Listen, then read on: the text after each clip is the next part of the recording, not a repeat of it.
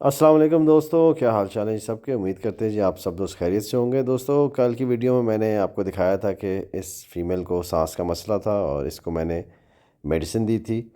तो आज की वीडियो में मैं आपको इसकी अपडेट देने वाला हूँ कि इसमें क्या बेहतरी आई है। तो चलें आपको करीब से दिखाते हैं।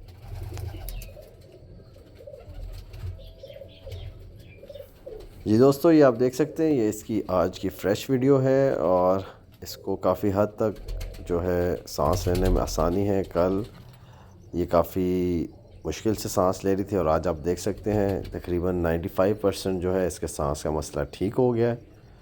तो ये काफ़ी अच्छी मेडिसिन रही है जो हमने दी है इसको। और आप देख सकते हैं दो दिन मैंने लगातार ड्रॉप्स दिए थे जिससे ये तकरीबन ठीक हो गई है।